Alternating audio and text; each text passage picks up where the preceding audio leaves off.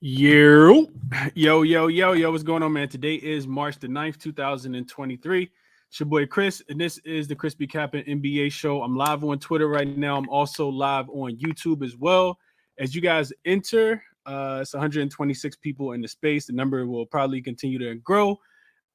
Looks like nobody is on YouTube, but well, never mind. Let me just change to 32. As you guys enter, man, hit the like button for me just to show some appreciation for the work, man. It's a lot of work that goes into finding these plays and looking at these, trying to find these edges.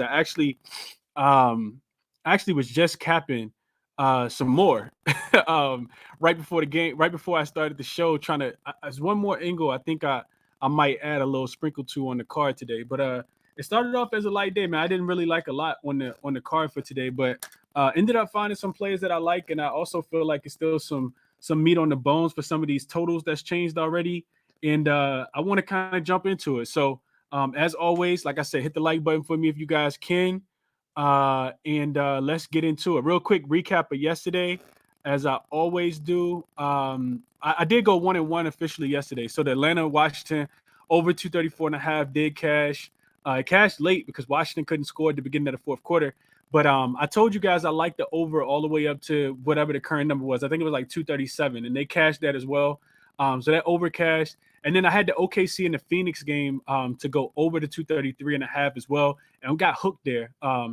Didn't like it as much when KD got ruled out. Of course, he slipped on a wet spot on the floor and went out. I think that total would have absolutely crushed it if KD was in. So I like the spot. We just kind of caught a bad beat. I had already gave that play out, and I didn't cash out. I just kind of let it ride. The total did go down in that one, but it was 2 minutes left, and neither team scored the ball. Like they had a chance to go over. It finished right on 233. So I'm pretty confident that bet would have won as well yesterday if KD had played. So a lot of other things that I talked about cash though. I talked about the under in Miami and Cleveland that cashed. I talked about Cleveland winning that game because they're the better team. That also cashed. So I hope people. I don't know if people play. I know some people play the leans, but I didn't play most of those yesterday. So let's get into today though. Let's get into today. Like I said, as you guys join, if you wouldn't mind hitting the like button for me, I want to go through a couple of these games and just kind of let you guys know how I'm looking at them. So first game up, and then I opened it up to anybody else who want to contribute as well. First game up. Let's go to the Charlotte and Detroit game. This was actually my favorite game of the day. The total in this one has moved a tad bit this morning. I do a morning show as well, 7 a.m. Eastern time. For people who wake up super early in the morning and want to tune in, you can follow on YouTube, 7 a.m. Eastern time. Turn the notification bell on so you guys know when I go live if you want to join as well. But on the morning show, I talked about this total probably dropping throughout the day, and that's what happened. Yesterday, I gave out a total, and it went up. I took the over, and it went up throughout the day. This time, I told you guys I was going to play the under, and the total has dropped. I gave it out as my bet US play of the day before it dropped too much, but it opened at 227 and a half is, I think, what it opened at last night based on my guys in the chat. I feel like the guys in the chat, shout out to my guys in the chat. I feel like people were talking about it being about 227. I got it at 226 and a half, and I still like it at 225. So let's talk about it real quick. So Charlotte and Detroit, both of these teams are the worst rated offensive teams post All-Star break. We know that there's big injury implications on both sides. There's no Bogdanovich for the Pistons. There's no Alex Burke for the Pistons. There's no Hamidou Diallo off the bench for the Pistons. And for Charlotte, there's no LaMelo. And that's been enough to kind of slow down the pace for this team. Like I said, both offenses ranked dead last. They're 29th and 30th post All-Star break. Charlotte is the best defensive team, surprisingly enough, post All-Star break as well. And Detroit is 15th defensively. Detroit's also 5-2 to the under post All-Star break. And their games are combining to average about 215 points. And you look at, that's Detroit. If you look at Charlotte, they're actually 7-0 to the under post All-Star break without LaMelo. And their average is about 213 points combined. So 215 for Detroit on one side, 213 for the Pistons on the other side. 215 for Detroit, 213 for the Charlotte Hornets. So both of those numbers are, of course, below the 225 that we have here today. And both of these teams are combined 12-2 to the under post All-Star break. They just don't have a lot. Bogdanovich not being there, LaMelo not being there slows down the pace. So I like it to go under, man. I think another way to look at it, and I haven't added this yet, but most likely I will. I'll go ahead and make it an official play. I am gonna put a little something on. It'll be a smaller play, but I'm gonna put a little something on Detroit team total to go under 110.5. And the analysis around that is, it's pretty simple. Without let me see. Let me bring my notes up real quick because I actually don't have them up. 1 second. Let's see. I got notes on two different devices, man. It's a lot going on over here. Note section on my phone, Google Sheet. I got everything going on. But let me get to my notes on my phone. So,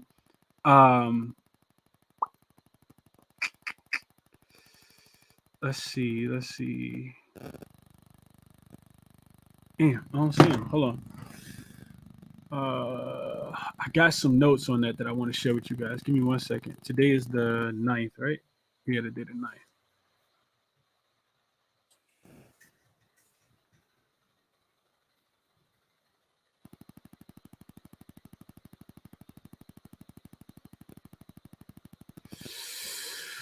Oh man, let's see. Damn, it's taking a while. All right. Let me see if I can pull them up real quick.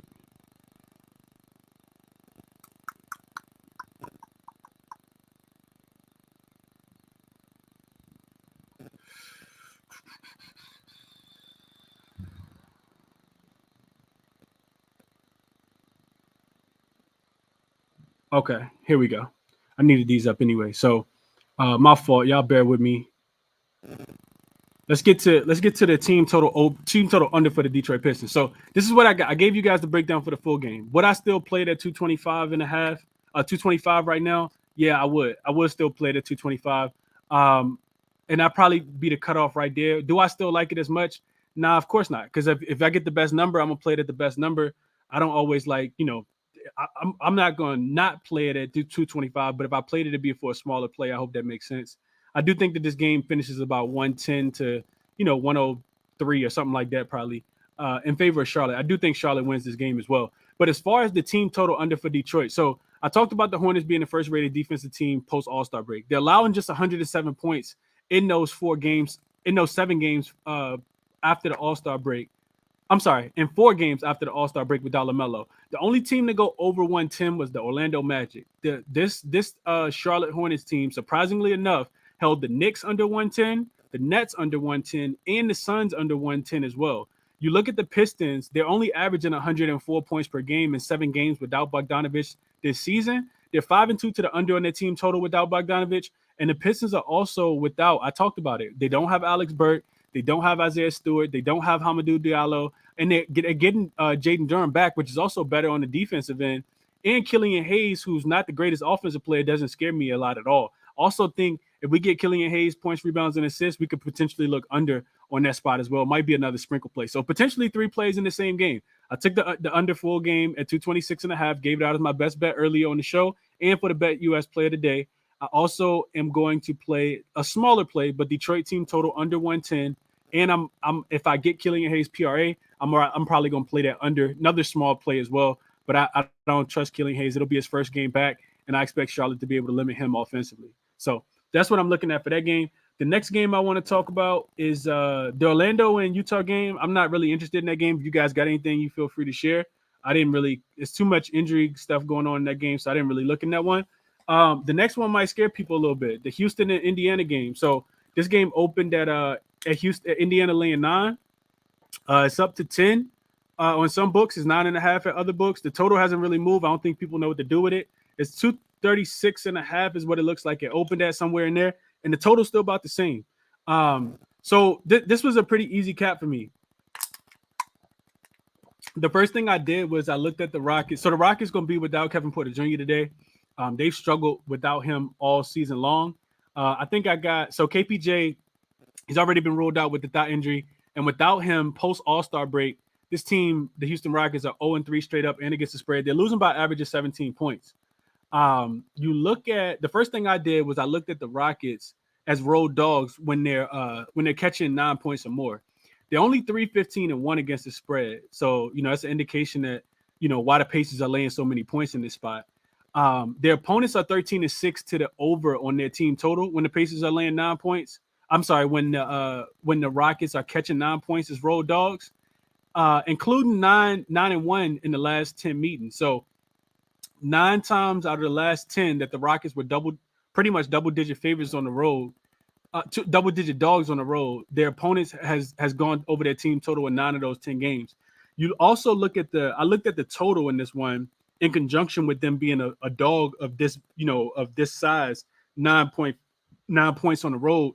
The Rockets are 0-9 straight up, 0-8-1 against the spread as 9-point road dogs with a total that's 230 or higher, losing those games by average of 21 points. Today, like I said, they'll be without Kevin Porter Jr., so it's really going to be Jalen Green and, Sengun and Kenyon Martin Jr., and the best of luck to them. You look at this Pacers team, they're extremely hot right now, 5-1 to the over on their team total post All-Star break. The only game that they went under was against the San Antonio Spurs, and that was the game without Tyrese Halliburton in San Antonio. They're averaging 130 points across those 5 games that Halliburton did play in as well post All-Star break. 64 points in the first half, which we know that they typically start the game really, really slow. Pacers have been bet against, in the first quarter of most of their games. But they've kind of picked it up here recently. 64 points in the first half of those games. Post All-Star break, the Rockets, they have looked bad in some spots and looked good in some spots. The spots that they've actually looked good in came against the San Antonio Spurs. So outside of the 2 games against the San Antonio Spurs where they only allowed the Spurs to score 110 points, this team is 0-5 straight up and against the spread, losing by an average of 18 points and allowing 122 points in those games, also allowing 63 points in the first half. To me, it's simple. I think the Pacers are laying this many points for a reason. And if I'm playing the game, I'm only playing the Pacers to cover this game and win by double digits. I know that sounds weird. The Pacers don't have a double-digit cover throughout this season because they've never been double-digit favorites. But I do feel like there's a reason that they're a double-digit favorite. And I also just feel like while the Pacers, the reason why I didn't lay the number is because the Pacers have the second best offense post All-Star break behind only the Sacramento Kings. The problem is that them and the Sacramento Kings are the worst defensive teams post All-Star break as well. So to me, it just kind of feels like Miles Turner have a big game, blocking shots, getting a bunch of rebounds.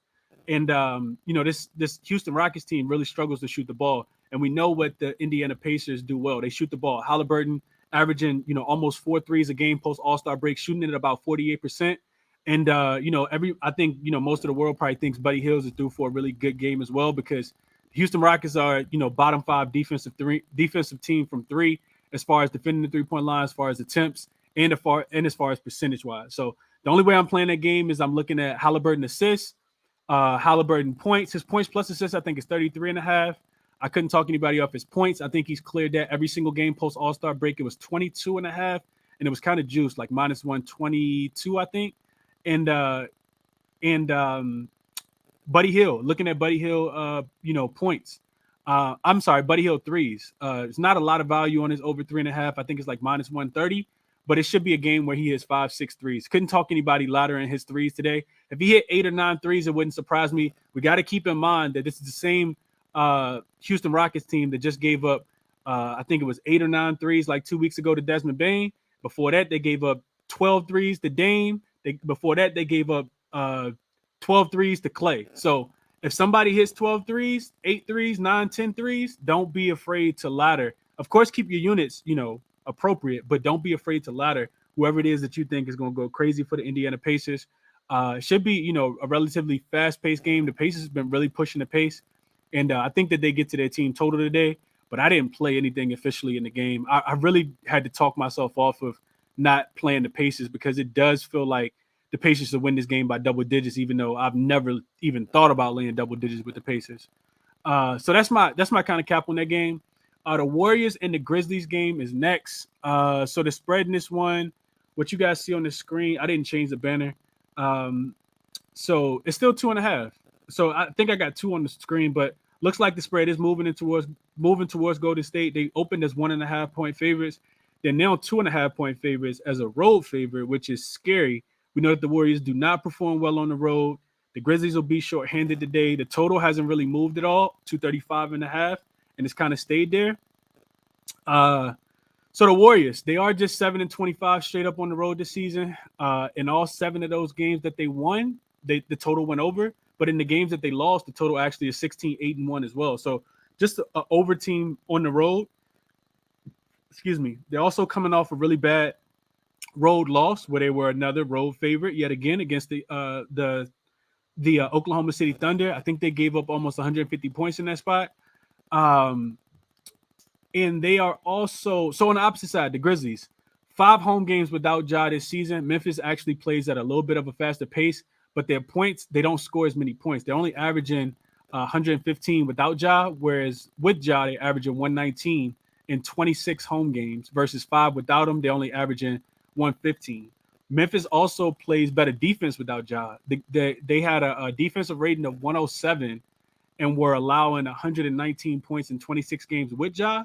But without Ja, they're actually the defensive rating improves to 104, and they only allowed 115 points per game in 4 home games. So both of these teams kind of trending in the wrong direction. You look at this Grizzlies team; they just got they haven't won a game since before Ja had the whole gun incident. They actually lost that night. That was last Friday in Denver. Couldn't score in that game. Now they come back home, but they're still kind of shorthanded. Of course, you get Dylan Brooks back, but that doesn't help you out offensively. I think Santi Aldama is still out as well. Like you're really putting a lot on Jared Jackson Jr., Desmond Bane, and Tyus Jones to kind of be able to carry this team. To me, it feels like the Warriors should be able to get it done. But am I laying with the Warriors on the road? I can't, man. I really, really can't. Maybe a live line if they go down big, I'll take them to come back because it does feel like a spot where, Memphis is going. I think they're going to continue to struggle to score the ball. And Golden State Golden State feels like they have enough offense. I thought that Golden State had enough offense in the last game against that Thunder team that struggles. The Thunder can actually struggle to score the ball. They struggled to score the ball against the Jazz in the second half, not against the Warriors though.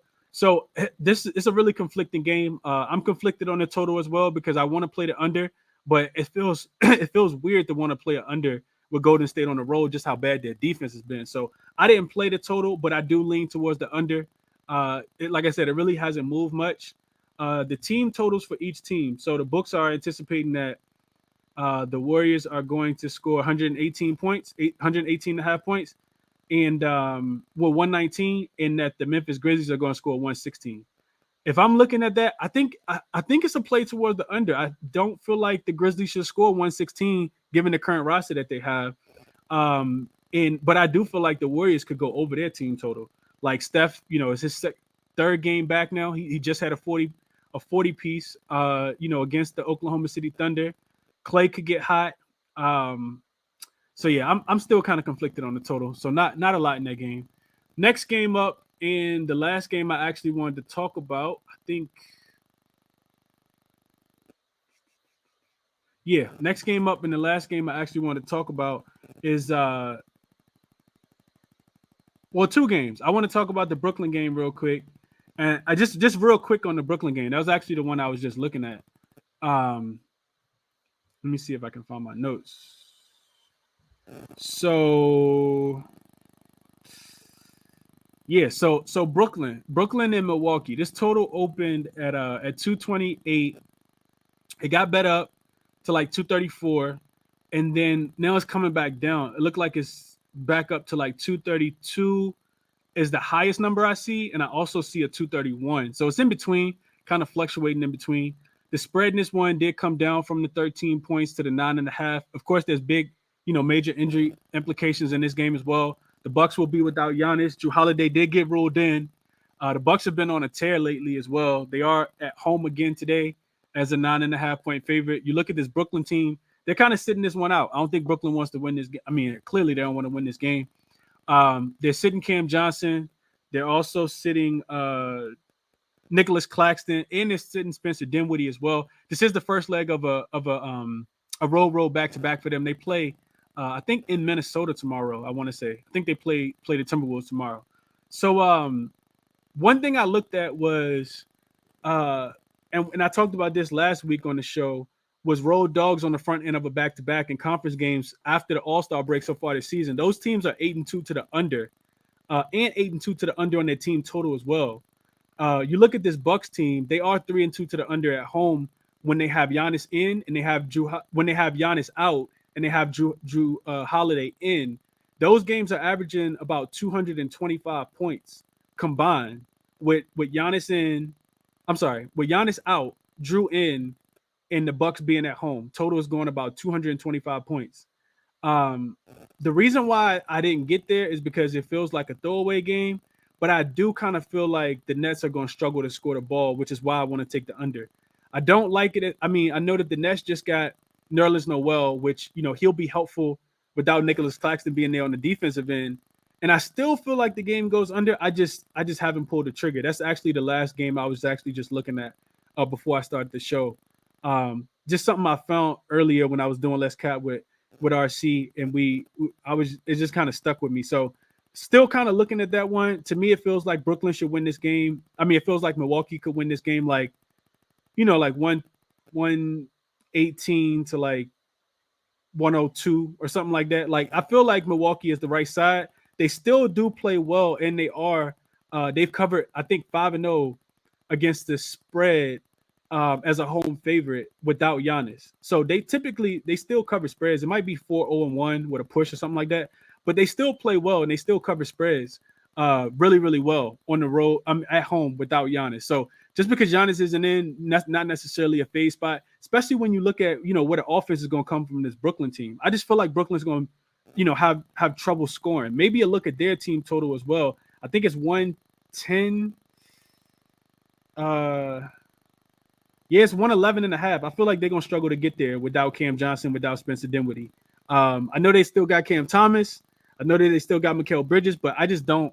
I mean, they already struggle to score the ball. I can't remember what their offensive rating is, but I know it's bottom 7. I think they're like 26th, 23rd or something like that post All-Star break. So I see them struggling to score. Milwaukee is a top 6 defensive team post All-Star break as well. So I'm just kind of talking myself into it even more. And I might get there. I might end up playing that one, but I haven't submitted that ticket yet, if I'm being honest with you guys. And then the last game up is the Knicks and the Sacramento Kings. So, of course, there's huge injury implication with Jalen Brunson being questionable in this one. Not 100% sure if he's going to play, and you probably won't know until the last minute. The Kings, in my estimation, they just haven't been tested. Like if you go back and look at the box score for the Kings and who they played recently, not a lot of like, oh yeah, we beat this really good team. That they can say they have been winning though. I give them that. They're 7-3 straight up in their last 10. They lost against the Timberwolves and then bounced back, but it was against the New Orleans Pelicans, who they've really been struggling to score the ball. So if you just go through the Kings, last few games, they beat the Mavs after the Kyrie trade, after losing to the Mavs before that. Then they lost to the Suns. The Suns are a defensive team. They lost that one.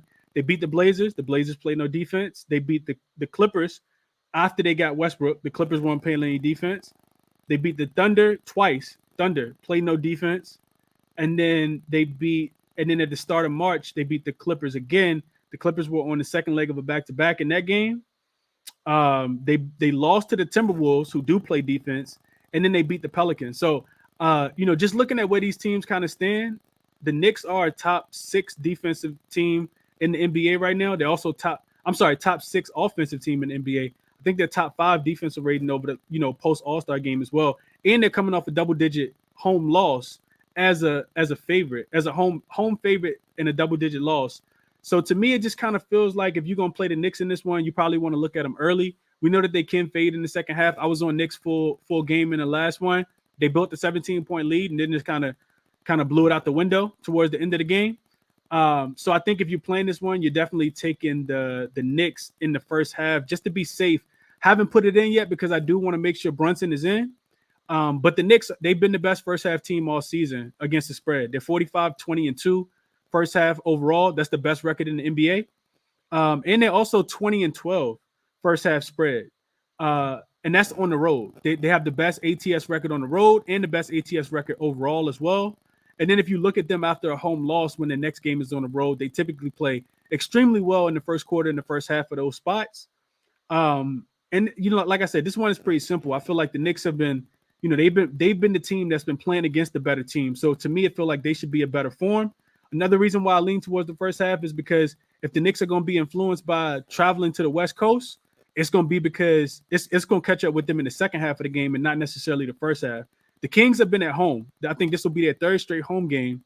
So yeah, they lost to the Minnesota Timberwolves. They beat the Pelicans, and now they'll be at home for this game as well. So to me, it feels like, if I'm playing the Knicks, I want to get in and get out with them. And I think that's probably the best spot in this one. You look at the Knicks. I just talked about the Kings' recent opponents, but you look at the Knicks' recent opponents, and the Knicks have, they've been the team that has really had to play against, some of the more elite, defenses and some of the more elite, like playoff contention type teams. They played the 76ers. The Jazz don't really count, but they did get the Nets, beat them. The Hawks beat the Wizards, beat the Pelicans, beat the Celtics twice. And then at the beginning of March, also another win against the Knicks. Against the Nets. They beat the Heat, they beat the Celtics, and then they just lost to the Hornets. So if I'm playing the Nets, if I'm playing the Knicks, I'm looking at them first half.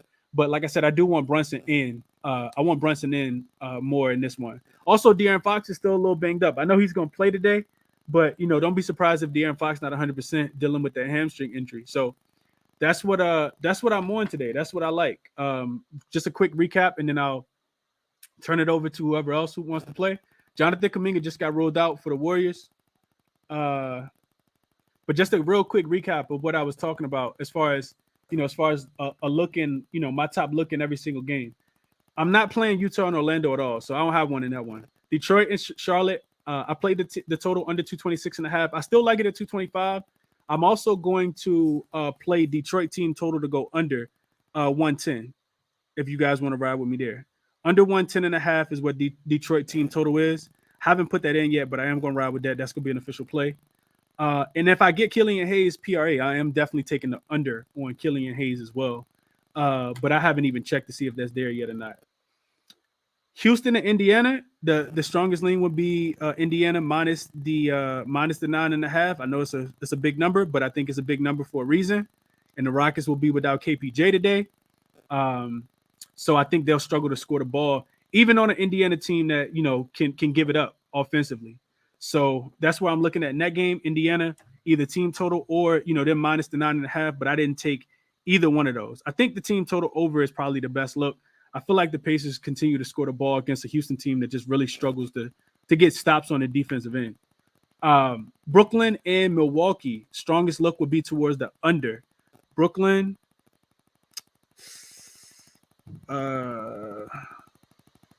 Milwaukee, under 232 is what I see the best number at right now. Like I said, that's really dependent upon conference game, home road dog that's playing on the first leg of a back-to-back, 8-2 to the under post All-Star break. So if I had to play in that game, that's how I'm playing that one. Golden State and Memphis, not really a play at all. I do like I think I like Draymond the most in that game if I'm playing a player prop, just because of the his podcast that he made yesterday. I'm not sure if people saw that or not, but he was going at Dylan Brooks' head. And Draymond's very strategic. He's a smart guy. He understands what he's doing before he does it. So putting that podcast out before going to Memphis, to me, just tells me that he's going to show up in this game. I think he shows up big. I would be looking towards his rebounds plus his assists, because I think he's going to have the ball in his hands a lot, looking for his shooters like he always do. And he could potentially get a triple-double. I think it's a potential triple-double type game, but at least a double-double for Draymond in this spot. Also think there's some correlation between Steph going over his points prop, which is 28.5, and them being on the road, because they typically need him to score. So he had 40 in the last game. It wasn't even enough. Will he need to score 30 tonight? Probably so, because he typically does. He's going to have the ball in his hands a lot. So I'll be looking towards Steph to go over his points prop, but also not anything that I played. See a lot of people on Tyus Jones today. Couldn't talk anybody off. I think Tyus has a big game. We know that the Warriors defense has been absolutely horrendous. And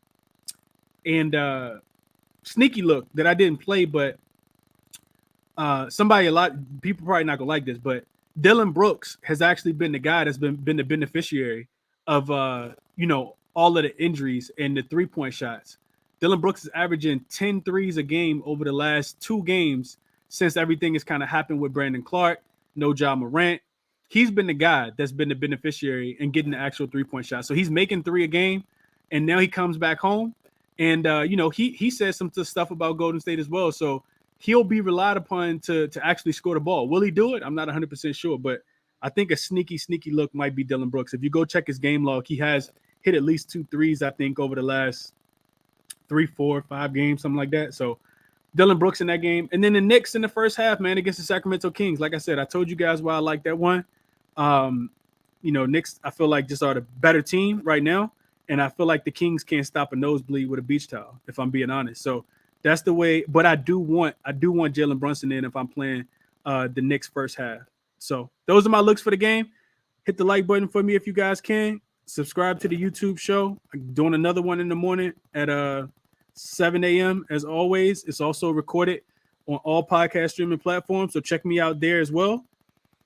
And leave a review as well. And if you guys got anything that it is that you want to share, any requests that you want to make, shoot me a request on Twitter, and I'll bring some people up. Let me go through the comment section on YouTube real quick. Euphoria said, I want to play Golden State -2. Still haven't gotten there yet. Hey, good luck, Euphoria, if you play it. I'm not taking a side in that one. Will said unders ruled the day yesterday, 6-1, aside from the Suns game that we were all on the on the other. Unders were close, weren't even close, just FYI. Yeah, unders are profitable, man. They're definitely profitable. JR Sports, my guy, he said Killian Hayes' PRA is at 19.5 under is plus 100. Appreciate you, my guy. That's what I was looking for. Hadn't found the number yet. Killian Hayes under 19.5 points, rebounds, and assists. I will be putting a little something on that as well. Markel said Warriors come out to play. Halliburton assists is 10.5. He can go for 15 today. That could be the best potential ladder spot is either Halliburton assists. Could be Halliburton points because he's been scoring 30 as well. I'm just not 100% sure he's going to need to score 30. But one thing I know about the Rockets is no other team gives up more points to the point guard position over the last 7 games than Tyrese Halliburton. It could be a match made in heaven. Could be too good to be true. We'll see what happens. What else y'all got in the chat? Let's see. Memphis first quarter team total under 29.5. Easy money. Best of luck if you play anything with Golden State having to play defense. That's all I'm gonna tell you. I hope you cash it. Best of luck to you. Since the All-Star break, only one time scoring 30 first quarter points, and that was on the road versus Philly. Okay, they back at home and they get a Golden State team that I'm pretty sure is giving up. I don't know how much Golden State giving up on the road, but I am interested and want to see now that you say that though. Let me just look at that real quick. So, Warriors.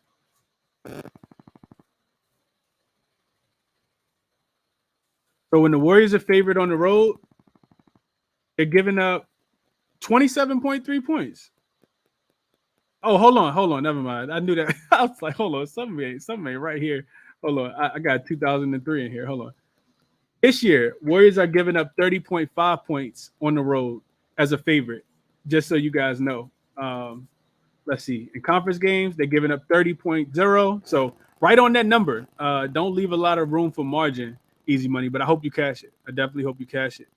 239 seems kind of low for a Sacramento game. The reason why it's that low, Euphoria, is because the Knicks don't go over on the road. The Knicks make you play at their pace and they play slower. The Knicks also play defense. So I think that's why the total is kind of low. I'm not getting on a total in that game. If the first half total goes over, I will be playing the under in the second half. If I'm awake, I might not even be awake. I might be asleep. Memphis Warriors under. I see that. Milwaukee first quarter spread, 3.5. Pacers money line, Bucks money line, Golden State money line, Knicks money line parlay. Can you talk me up? I'm never parlaying all the money lines together, Sir Goat. But I hope you cash them, my guys. Way too much going on for me. Jason Tatum, you was right about him, Uncut. He definitely balled the other day. I put 2 units on Fox under 26. What do you think? Man, Fox, man. Man. Fox is a bad boy. That's what I tell you. Fox is a bad boy. I don't know, man. I don't know about fading Fox. I don't know. I know the Knicks defense good. I don't maybe fade somebody else. I don't know if you want to fade Fox. Fox is he a bad boy, man. That's what I'm gonna say about Fox. Best of luck to you though, Alex. Let me get some requests in here so we can get up out of here, man. I'm about to see if we can get through everybody in about 19, 20 minutes. I get off at about 6:30. Try to get me a workout in real quick before the game start. Jay Jones, I'm coming to you first, my guy. You was correct yesterday on Mr. Young. He went over his points, and I was on his assists. Not official play, but I talked when you told me his points. I told you I liked his assists.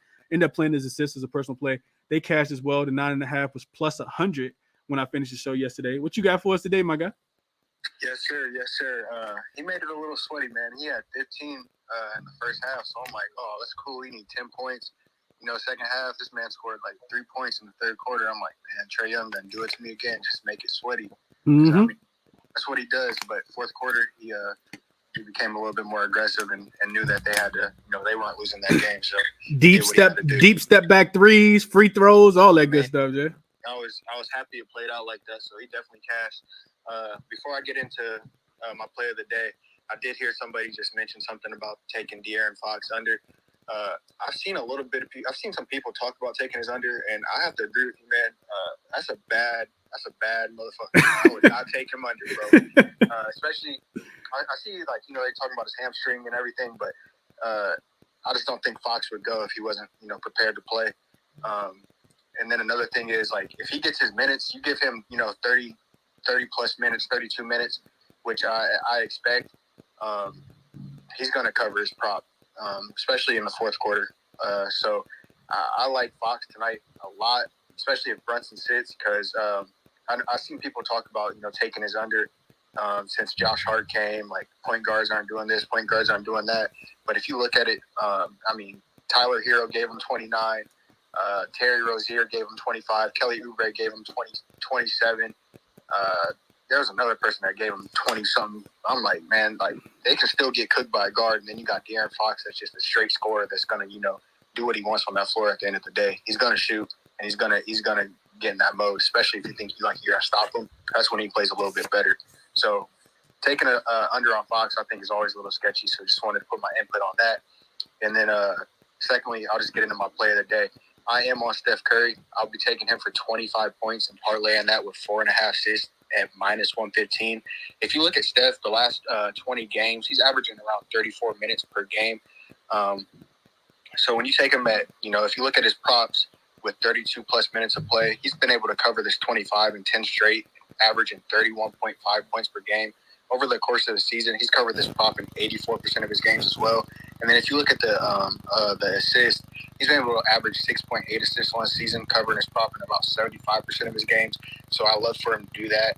And then if you look at his game log versus the Grizzlies, he, 34, 27, 46, 36, 46, 28.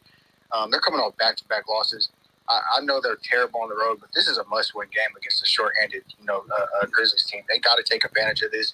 He has to come out and play. The Warriors have to be ready to play. They have to win this game. So I like Steph to pretty much do whatever he wants tonight. And then for this, as far as assists, you got, Schroeder. He just gave them 9 assists. You got Reeves coming off the bench giving them 7 assists.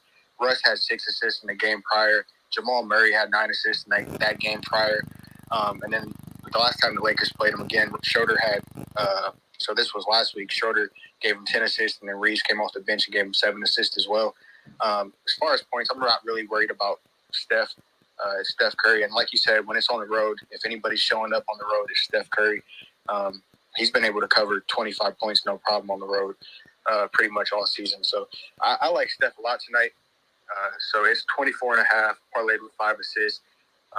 He's covered 5 assists in 4 straight without any, minute limit or anything. So I think Steph has his way tonight. So just wanted to give that out as well, and I appreciate you having me up. Absolutely, Jay. I like the look, bro. And another thing, you just to kind of mention, breaking news: Patrick Ewing is out as the he left Georgetown. Okay, Jay Jones. Another thing you said, like, I was thinking about this the other day when they played against the Thunder. Steph went for 40 and they still lost, right? So when you take his points prop, you're just saying, like, it's almost like taking the team total. Like, I don't know I'm not gonna bet on the Warriors to win, but I will bet on Steph to go crazy even if they lose, right? So I like that look, Jay. Like that look a lot. Just kind of reducing the juice a little bit by kind of taking both of his baseline numbers down and putting them together. It should be a good game for Steph tonight. I know he's gonna get Dylan Brooks, but best of luck to Dylan Brooks, man. Because Steph, ain't no guarding Steph. So that's what I'm saying. Like I just feel like Steph, it's matchup proof. You know what I mean? I just feel like you can put anybody on him. I mean, good luck guarding him off them screens because that's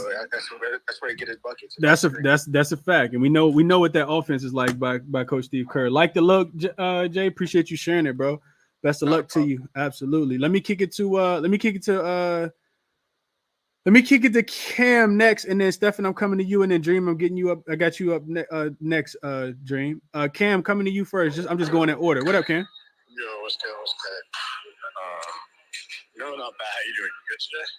Yeah, I'm good, bro. I'm good. How about yourself? Not bad. Just fucking, just good. Got hooked on 2 plays yesterday, which kills me. So I went 2 for 3. Still evens because that Jared Allen double hit. So it's always nice when you hit the big plus money, can save your night. Yes, sir. Tonight it's I'm keeping it simple. I mean, I got fleeced again with the Milwaukee first quarter, so I took it early. Of course, it dropped, but I'm not worried about it. Milwaukee first quarter. It's been a cash cow. It's just they're the best first quarter team in the league. I wouldn't be surprised if I was going to go first half, and then I looked at it. And the Nets aren't a bad first quarter team either, but they're actually a better first half team. So that's what pushed me to the first quarter. I just feel like the Bucks will come out, kind of do what they did against Orlando, and just get in and out. So that's a nice early play. I think I got it -4.5. It's down to -3.5. Obviously, that's a better number to take it at. I'm on the Rockets first half, plus the +5.5. The Rockets are actually a really good first half team, and the Pacers are not. They're like bottom 3. I don't have my notes in front of me, but I think they're bottom 3 or bottom 4 in the first half. They're one of those teams where they win a lot of games, but they let teams stick around. And I think this Houston team, even though they're missing KPJ, I think they can cover the +5.5. They're in I think they're like 10th in the first half numbers, and they covered this last time they played Indiana too without KPJ. So I'm not too worried about him being missing. And then this play has kind of been, I don't know, as the kids would call it a wagon. I'm taking Terry Rozier to go over his points from 22.5, and I laddered it to 25. We talked about it enough on the show. The primary ball handler against the Detroit Pistons, they just go off. I think the last 5 have gone over 30, definitely over 25. It's just for me, as soon as I saw the number open up, it's down now. I posted it last night, as I promised. If I saw something, I would post it. I got it at -104, 22.5, and the 25 plus 145. I think it's -115 and 135 now. So either way, I still like the numbers for it, and it's just take a look at the game logs against Detroit. That primary ball handler, whether it's Beal, whether it's Dame, whoever it might be, they put up points against Detroit, plain and simple. And I'm completely with you. We chatted about this earlier on the Knicks. Look, I like that first half. I might go first half Knicks, full game Sacramento if Jalen Brunson isn't playing. Even if he's not playing, I still like the Knicks first half because I think the Knicks, like you said, they're going to come out. They just came off a bad double-digit loss. They're going to come out one, and I don't know if they'll have enough to hold the Sacramento Kings off the whole game without Brunson. So that's an interesting lead. I'll probably post that depending on my first place go. And then Draymond, you're right. I watched the podcast. The first thing I thought is, how am I going to play Draymond? I'm leaning towards his points and the rebounds. If anybody just go watch the podcast, he's got something for it. That was not, if you've ever, when Draymond talks, he actually backs it up. I'll give him that. And I think he's going to show out tonight. Could be a sprinkle on a triple-double, but I'm definitely going to take his points and rebounds. That's my favorite pairing of his two, because his points prop right now is at 8.5, which is really low. It's Draymond, but he's got there in the last 2 games. I just like it with rebounds, just in case he decides he wants to fill up the stats, just to kind of really get involved. And he averages 7 boards against KJJ and 7 points. So it's a bit under what his points and rebounds are at. It's about 16.5, but after the podcast, I really like that look. So I'll probably post it. I'll probably get there. I haven't got there fully. But that's it for me. Okay. I like the looks, Ken. Appreciate you sharing those, bro. All right, man. Let's cash them tonight. Stephen, you're next, and then Dream, and then Ben. What's up, Steph? How you doing, bro? Chilling. How you doing? my guy? I'm good, man. You know the whole world been waiting for you. It's 343 people in here. It's 200 on YouTube right now. Everybody want to know what the Knicks doing tonight. I mean, you the Knicks guy, man. Don't put that pressure on me, man. I'm just trying to make us a couple dollars. They saying you Brunson. They saying you Brunson cousin in the chat, Devin. What you got for us, man? I'm messing with you. Yeah, no, I appreciate you. I appreciate you. Like obviously, like what you said about the whole thing to me comes down to is Brunson in or out. So I kind of have it built two ways in my head. If Brunson's in, I'm taking his points. Looking at the last 13 games for the Kings, the lead ball handler that's gone against the Kings has scored 24 points or more in every game. That's 13 games with the lead ball handler's 24 plus points. Now, if Brunson's not in the game, the guy I'm transitioning to is going to be R.J. Barrett, who I kind of like the rhythm he's kind of caught. He was terrible in the second half against the Hornets. But if you look at when Brunson doesn't play, he's not just over his points line, 7 of his last 10, but he's over 25 points 6 times. So I think I'll ladder him up a little bit because I think I like him to have a nice game tonight. Also, if Brunson's not playing, it didn't hit last game. I gave that out. But you have to take the Quickly Randall 4x4, 5x5. I mean, the looks were wide open. The Kings team will leave the three-point line open. They're each going to chuck 10 threes the whole night. So I definitely like them if Brunson's not in. Now, on the Kings side, I always say with the Knicks, if the game's in prime time, look for someone going for a record, an accolade, chasing something every single time. And my guy tonight is Keegan Murray, man. So Keegan is actually like 35 threes away from the rookie record from Donovan Mitchell. And I couldn't find him saying or mentioning it, but I saw an article from 2 weeks ago on it. And ever since that article, if you look at his threes, I don't know if there's any correlation, but it's just ironic. He shot 8 threes, 9 threes, 5 threes. Last game, I want to say he shot 8 threes. So at plus 2.5, plus 100, I need him to hit basically 3 threes if he gets 8 or 9 attempts. And I looked at some YouTube footage on him. He kind of stands at that weak spot for the Knicks, at the elbow or directly across from the hoop. So I kind of like Keegan for his 2.5. And the final play I'm really on tonight, once again, I thought after the Boston game I would lose these odds forever, so I've been off it. But my guy Mitchell Robinson, man, that double-double is plus 290 again. And because the Kings are going to miss a lot of shots. Keegan Murray, I think Mitchell Robinson is going to be able to get a lot of boards.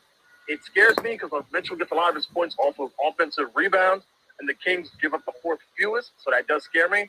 But 290 is disrespectful, and I got to go with that. I might even go 2 units because this might be the last time I ever get it. I don't know. Mission out for you, though, listening to all the plays. I like to just throw in like a lotto for the night and listen to everyone's plays. I was thinking about doing a Draymond double-double with a Mitch double-double with Halliburton and Mark Williams, and that gets it up to plus 8,000. Are there any of those you just kind of fading that you don't like from that group? Hold on, so say that against you. So you got Mitch Rob, you got Draymond. Who else? Mark Williams. Mark Williams going against the Pistons, who he kind of went crazy on last time they played. Okay. I want to say it's like plus 165. Okay. And Halliburton, who has like a little soft matchup. Bro, I couldn't talk you off of any of those. Any of them, honestly. DK has a little, if your parlay loses, you get your money back. So I'm like, hey, why not shoot for the moon? I like it. Yeah, that's tough. That's tough. I like that, bro. Yes, sir. Okay, I appreciate you sharing that, man. Yeah. Real quick, if anyone has prize picks, that Mitchell Robinson 9.5 first half has been a wagon. You got to throw it in and use it until it fails. That thing's been spectacular. Bet. Okay. Appreciate you, bro. Yes, sir. Let's cash tonight. I like the looks, man. Always appreciate the analysis and the insight as well. Let me kick it to Dream and then Ben and then Stem. I keep connecting you. I think you keep dropping off by some reason. I'm gonna get you back up. What's up? What's up, Dream? What's the vibes, my guy? How you? I'm good, bro. How about you, man? How you doing? All right, man. 2-1 last night. Capella killed the sweep. But nah, it's cool, man. Trying to get some more money. That's it. I hear that. What you got for us today, Jen? Yeah, my fault. I'm driving and shit. Nah, you good.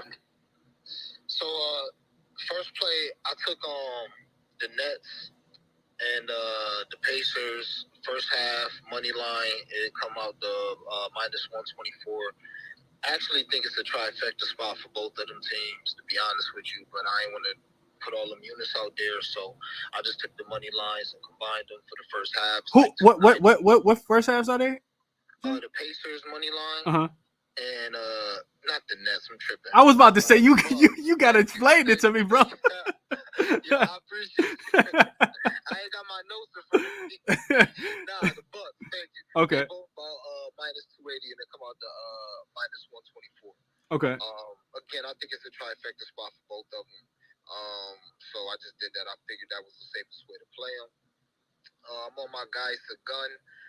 Love-hate relationship with my boy, but I'm on his assist tonight.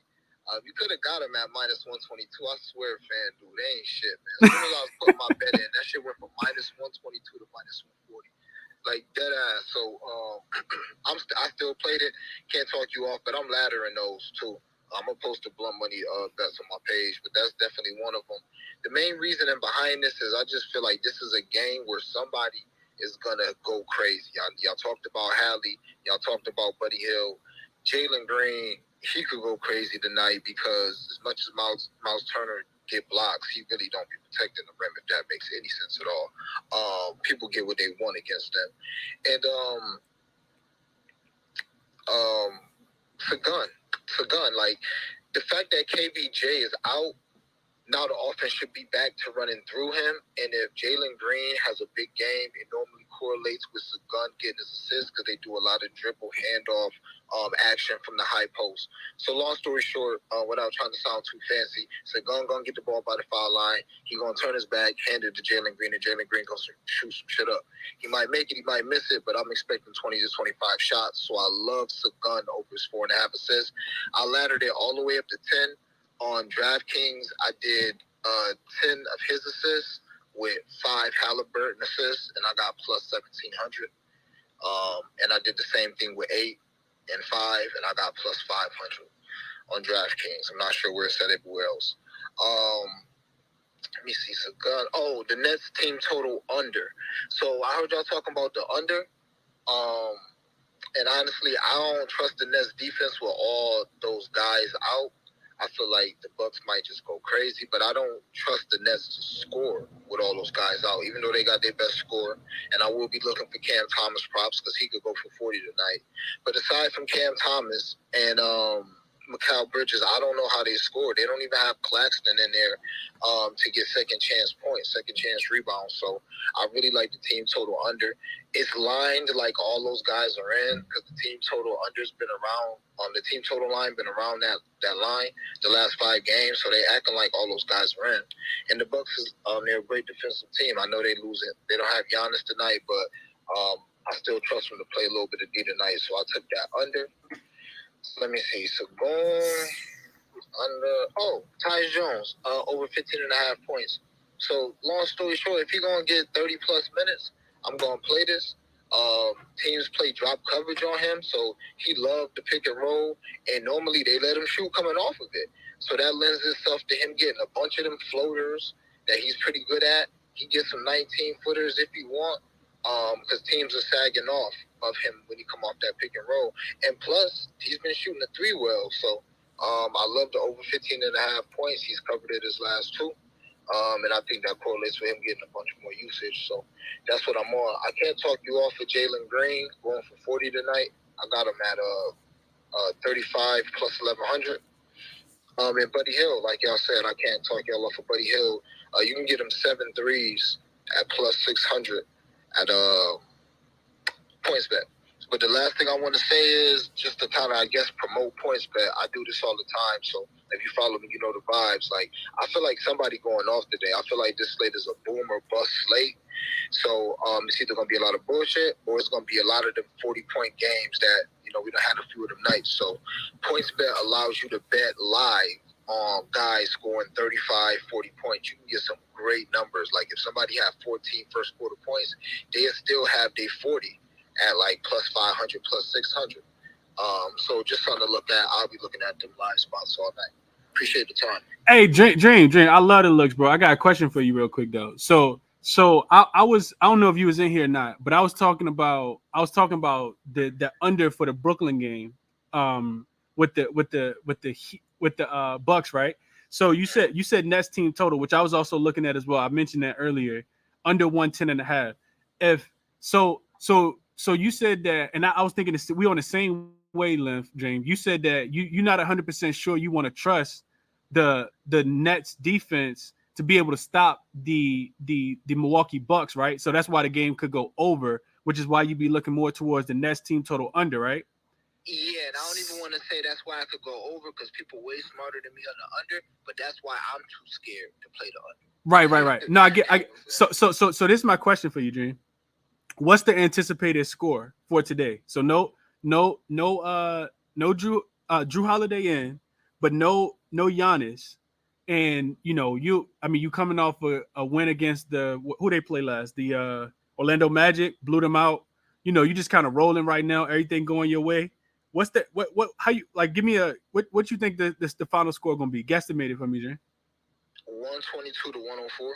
So that's my point. That's my point right there, Jane. That's why we just take the spread, right? You just take it. You just take the spread, right? You just that whenever I do that, I'm like, so if that's the case, if I predict, you know what I mean? Like that says to take the 9.5 and don't even worry about the under. That's facts. You know what? I'm probably gonna end up playing that as a personal play myself. I see it getting ugly. Yeah, that's my mindset. I'm like, okay, well, if I think this team not gonna play defense, but they not gonna reach their team total, then I just need to take the spread, and they still should be able to score. So I'm with you, John. I just want to make sure we were on the same wavelength, bro. Appreciate you sharing the looks, man. I hope you cash them. Yeah, always appreciate it, man. Absolutely, bro. Absolutely. Let me kick it to so anybody who I know people jumped in late. Shout out Patrick. He said, Chris, what's your plays for the game? So I put them at the bottom. The only thing I played officially was the Detroit and Charlotte team total to go under the 226.5. I'm also going to play, like I said, Detroit team total to go under the 110.5 as well. And then I put on the screen, you guys can see first half Knicks first half spread if Brunson is in. I'm not playing it if Brunson is not in, even though I still kind of like it. And I didn't play any player props. But I do think it's some on the board for sure. Yeah, I just wanted to make sure I mentioned that real quick as well. A lot of things to like, man. I just don't want to go too crazy. About to start capping the car for tomorrow in just probably a few hours. So I also like the Pacers, man. I think they either go over their team total or cover that 9.5 point spread too at home against the Rockets, but I ain't bet that either. Stem, you up next, and then I'm kicking it to Ben. What up, Stem? Hey, what's good, Chris? How are you? I'm good, my guy. How you doing, man? I'm good. I got a little interesting angle here tonight. It's basing off of what you said. Although I do like Draymond, and I actually played his rebounds plus assists as well. I do think there's a scenario tonight where we could see a little early ejection from the two of them. So I actually took worth a sprinkle just because it's plus 11,000. So this is 10 to win $1,000, 5 to win 500. Both of their max unders, not including threes, with Dylan Brooks and him combined. This comes out to plus 11,000. If you're playing Draymond tonight, I think it's a nice little kind of a far-fetched hedge, but there's definitely a scenario where these two could get heated. Dylan Brooks is a scumbag. Personally, I think I could see some shit going down. So that's a little hedge action that I'm playing tonight. Okay, so you just took all their unders minus. You said you didn't take which one you didn't take? I didn't take their threes. I took their max unders for their rebounds, assists. They don't offer max under on Draymond's points. You just got to take his points, but max under for everything else available. And it comes out to plus 11,000.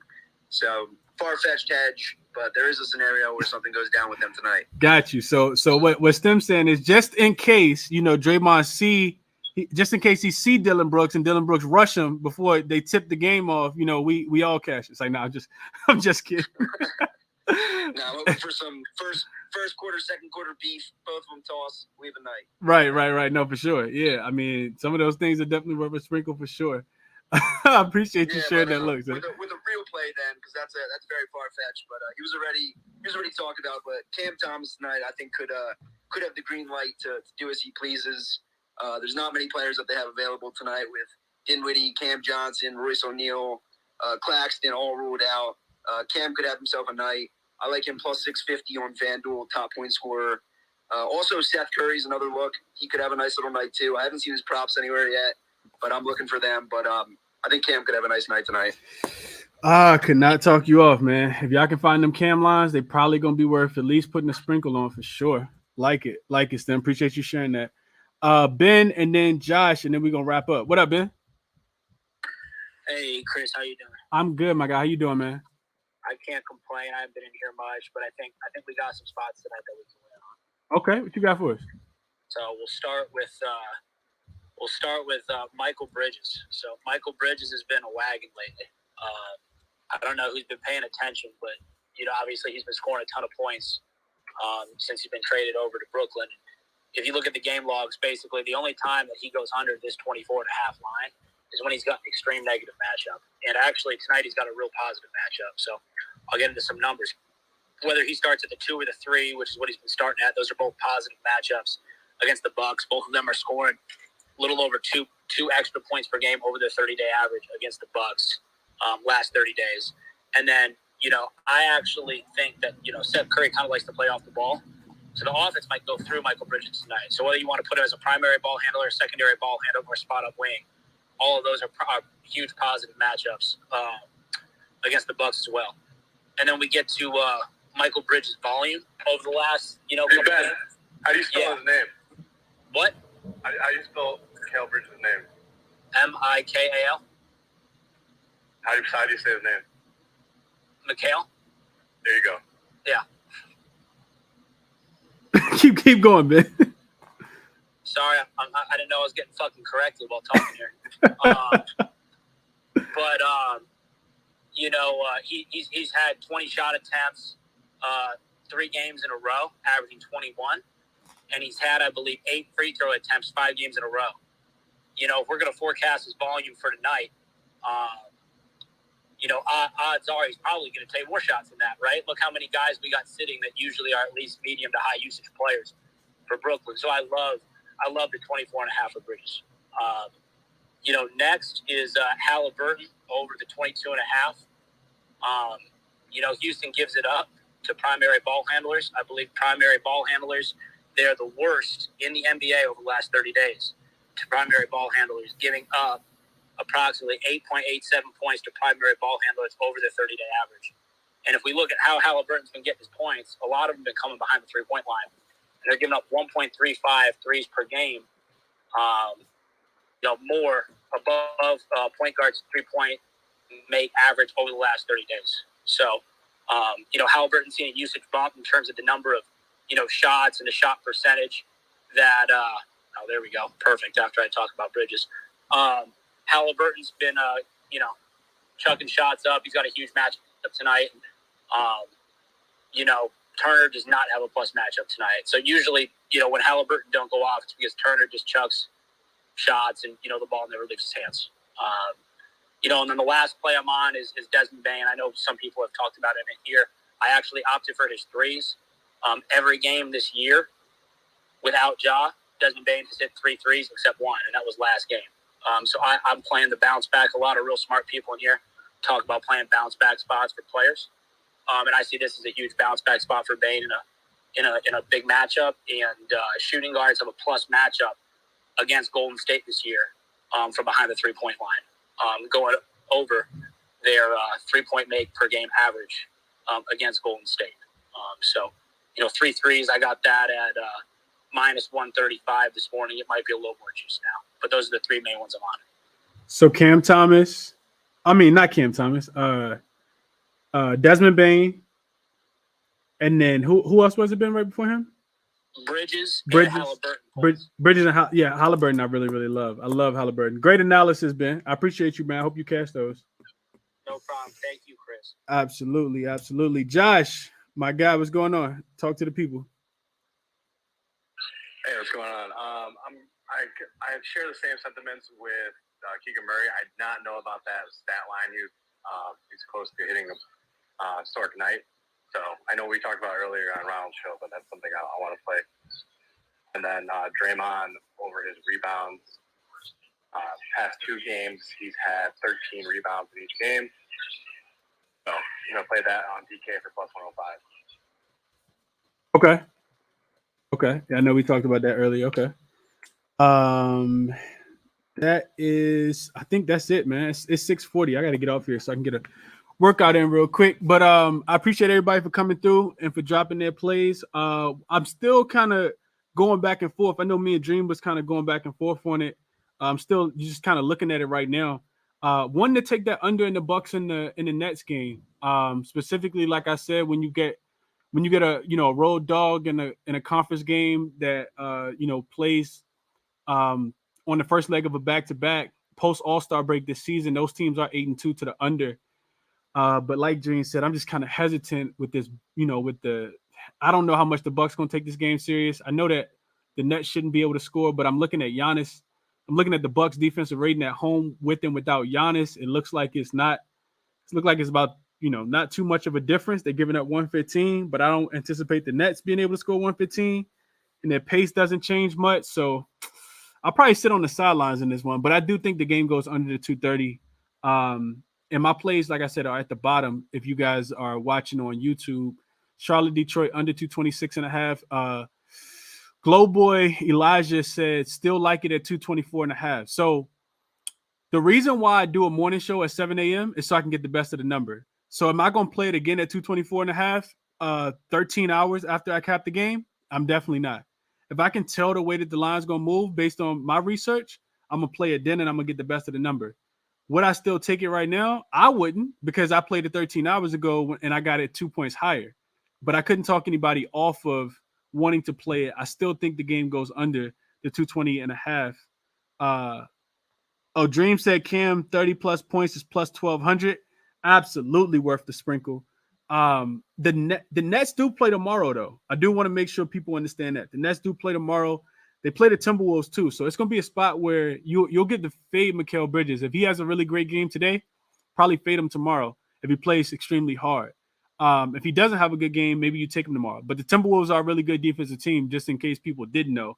They're top 8 defense, I think, throughout the season and throughout the post-All-Star break. So I don't look for him to have a great game in both of those. Even though Mikal Bridges is one of the guys in the NBA that does play, try to play every single game. So doesn't mean he's going to play great every single game, though. And he got a lot more responsibility on his plate now, being at the realm of the offense there in Brooklyn. So those are the top looks, man. Like I said, I added Detroit team total to go under the 110.5.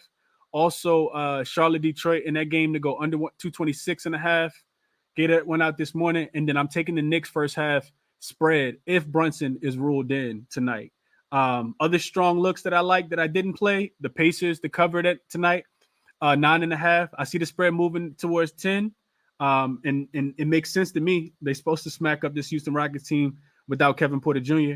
I just talked about Brooklyn and Milwaukee to go under 232.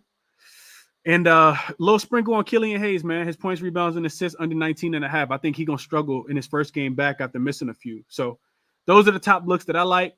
I know we talked about a lot of other things that I think, absolutely have a chance of cashing tonight. Dream mentioned Pacers first half money line with the Bucks first half money line. Couldn't talk anybody off of that look.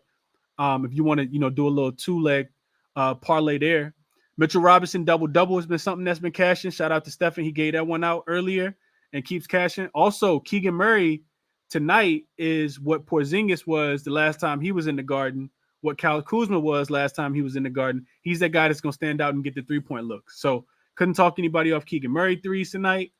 It's a lot of great looks shared tonight, man. Take what you absolutely love.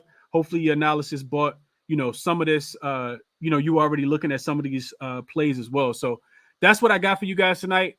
Back in the morning at 7 a.m. as always for the Cashed It with Chris podcast. Hopefully going 3-0. Charlotte, Detroit under. Detroit team total under. Knicks first half. If Brunson gets ruled in, I'll play that one as well. Best of luck to you guys tonight. I'm back in the morning. I'm out.